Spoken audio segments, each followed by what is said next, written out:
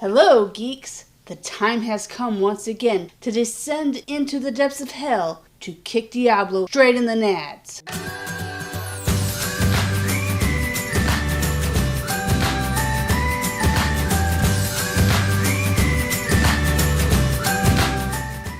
After what seems like an eternity, we finally have the opportunity to once again return to Sanctuary in Diablo IV as of June 6th. Just realize something. When you write June 6th in numbers, it is 6-6. In the year, you usually just put the last two of the year, which is 2 and 3. If you multiply them together, then you have Diablo was officially released on 6/6/6. But if you were lucky enough to pre-order like I did, you probably started playing on June 1st. However, there is no copy of it on the Switch, which is probably a good thing because if you pre-ordered, you're probably still going to wait till December. During the pre-start weekend, Jeremy, myself, and his family actually had a pajama Sunday where all we did was hang out in our pajamas and play Diablo all day. Now, we mainly focused on side quests and exploring and got to about level 35 that day with our mains. My main is currently a sorcerer and Jeremy's main is currently a barbarian. But the nice thing about Diablo 4 is it is cross-platform. So Jeremy was actually playing in the living room on the PlayStation 5. I was in the bedroom laying in bed playing on the Xbox X series, and his family were playing on their PCs. It's really nice to have the flexibility to be able to play on whatever console you own or prefer and still be able to play with your friends and family, as long as you like your friends and family. The reason why Jeremy and I went for console is we actually like the controls better. We do also play together on the same console sometimes and do the split screen. And I really like how Diablo 4 split screen allows you to both have your inventory open at the same time, or shop, or break down things, or spend ability points. Whereas the old system, Jeremy and I would often fight to see who could get to the shopkeeper first to sell. However, having the ability to have the split screen does still have its issues. If you're player 1 and player 2 has their inventory open, you can't see the mini-map, which you're trying to track a quest or figure out where you're going isn't very convenient. And the split screen has also made it so you can't play 4 people on the same console. You actually have to split it up and can only have 2 people playing on the same console at a time. But that's not a huge deal breaker for us. Playing on the console also makes it difficult to have the TV on in the background and have some background noise while you're playing, but I think the controls make up for it, because in Diablo you have to use your mouse in order to move, and I'm more of a keyboard person when I'm computer gaming, and I don't like to be forced to have to use my mouse. So console was the way we went. Now Diablo himself might not actually be in Diablo 4, but he is still part of Diablo 4 because he is in front of the 4. Other things I really like about Diablo 4 is that your character is actually in the cutscenes. You can see them, which I think is awesome, like the gear that they're wearing at the time, their actual hairstyle. And speaking of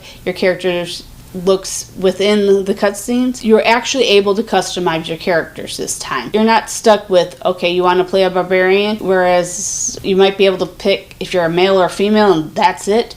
You're actually able to change the eye coloring, the hairstyle coloring, add tattoos and all that good things. And if you don't like what your armor looks like, you have transmog options to transmog your appearance and look how you actually want to look, which I love about Diablo 4. Character creation has been one of my favorite parts in most MMORPGs, being able to customize them and make them who I think they should be. There's also plenty to do within Diablo 4, and so you can play your own way. If you want to go level up by killing mobs and not doing any quests, technically you could, because the area that you fight grows with you. So you don't have to follow any quest lines because the mobs will be your level, which is pretty cool. There are side quests in the main quest, but that being said, at some points it seems like it's almost too much to do. Jeremy and I are currently, as we're recording this video, level 42, and we're still in Act 1 because we've been doing both the main quests and all the side quests we can find, as well as finding any event we can. We really love the events that we find. At this point, it kind of feels like we're going to be at level 100, which is max level at this time. Still be in Act 1. We shall see. I'm also very happy to hear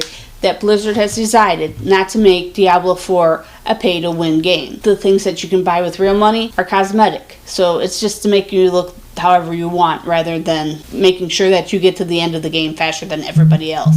I'm the type of person that if I'm going to spend money to play the game, I don't want to keep spending money. That is also why I'm not very good at Game of War and Ebony type games, because I'll keep building and enjoying, but I'll never get big enough to actually fight anybody, because I'm not going to spend my paycheck on one of those games. I do remember the first time I played Diablo 2. Jeremy had bought it for me. First time I logged into Diablo 2, I was like, hey, there's cows. Can I kill the cows? And Jeremy's like, no.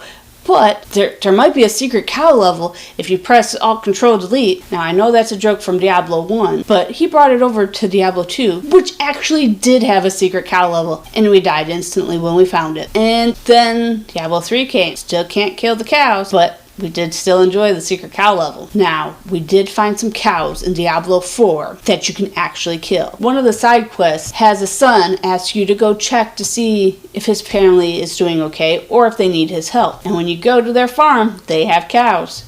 And you can kill those cows. And it is my belief that if you kill enough cows, you will enter the secret cow level and possibly die because the cows want to get revenge on you for killing so many of them. For the bovine. Now, although I'm really enjoying the game, there are some things that I don't really care for. The biggest thing would probably be the skill tree organization. It just seems more complicated than it has to be. Basically, you have like tier 1, and then you have a circle, and then you pick the main skill you want from that circle, and then you have modifiers you can add to it.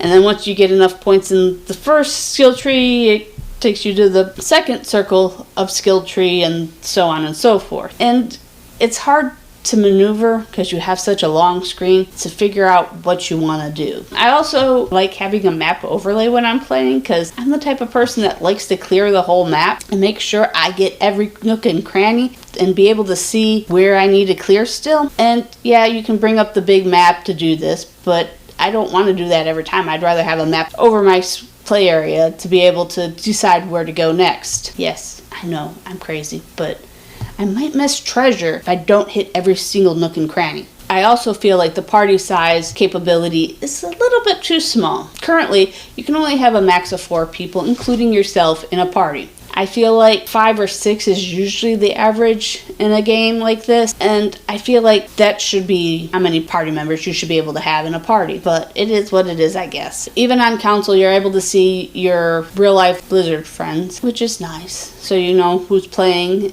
and where they're at, and you can invite them from that screen to join your party. And it, again, doesn't matter what platform they're playing on, because it's all cross-platform. Classes have changed slightly in Diablo 4. We still have the Barbarian, which is your melee fighter type. Then you have your Necro, which in Diablo 2, I believe they had Shamans instead of Necros, but they did have Necros in Diablo 3. Which, Necros and Shamans skill tree kind of always confused me, because it's like the Shaman would summon demons, and you're fighting demons, and the Necros summon skeletons, and you're fighting skeletons. So it kind of feels like they should be the enemies. But the Necro is a lot of fun. Our secondary characters are actually Necros, and you start off being able to summon your skeletons right away at level 1. Depending on what skills you use in your Book of Dead, you can summon 4 or 5 warrior skeletons, 3 mages, and if you decide to, you can summon a golem. You also have your curses, your dots, your direct damage, your bone attacks. So yeah, they're pretty bony. But the Necro is actually a good character to play on the same console with your AFK buddy, because you can actually drag around the second person and have them follow you with all their skeletons, and then you have all your skeletons, and then you have this army of skeletons. Even though the second player isn't able to play, you can drag them around with their skeletons and do a lot of damage to all the mobs. And they all die pretty fast. And then you have your spellcaster, your wizard, your sorcerer. This is currently my main, and I'm enjoying her. Mine is fire mage, because I like fire. In beta, a lot of people were complaining that the chain lightning was a little OP, but it takes a lot of mana to cast. So I don't find it all that overpowering. But again, it's a sorcerer class. You're not going to have as many hit points. You're going to do a lot of damage, but those monsters come after you. You better hope you have somebody there to take the damage for you. or something that'll make you immune to damage temporarily. And then we have the Rogue. The Rogue in Diablo 4 to me feels more like a ranger than a typical rogue. You have a lot more of the range attacks. You use a crossbow or a bow. I haven't actually played one yet. It's kind of like they took the rogue class and the witch doctor class and made a sandwich. Jeremy started a rogue and he says they're overpowered. I don't know. They feel more like a ranger to me. So there's that. And last but not least, we have the jack of all trades, the druid. They can turn into a werebear and tank. They can turn into a werewolf and do melee DPS. They can have pets. They have some spells. They can do a little bit of everything from each class. I played a druid during beta and I enjoyed it. I probably wasn't playing it as everybody else does, but I still had a lot of pets, and then I went in and meleeed with them as a tank while at the time Jeremy was playing a rogue and he was standing in the distance shooting away. So as of right now, I'm really enjoying Diablo 4 and I think it's a great addition. A lot of people complained about Diablo 3 because it wasn't the game they wanted. They wanted a updated Diablo 2. I still enjoyed Diablo 3. I did go back and play Diablo 1 after I played Diablo 2 back in the day. Diablo 2 was better than Diablo 1 in my opinion. But the graphics are beautiful. The storyline so far is great. Eventually I'll get to ride a horse. What more can you say? So if you're on the fence about purchasing Diablo 4, I would suggest going for it. And if not, I don't know why you're watching this video. Maybe because you just want to see me. But the Diablo burger may not have been spicy enough, but Diablo 4 is definitely spicy enough to play. So go do so. And don't forget, geeks, until the end of June, every single new subscriber that we get that is still a subscriber at the end of June, Bada Boom Bada Geeks will be donating money to the Dave Thomas Foundation. And I've decided that we're going to up our donation from that 10 cents I promised to $1 per new subscriber. So please remember to like, share, subscribe so we can start sending money to charity. Till next time, geeks. Bye.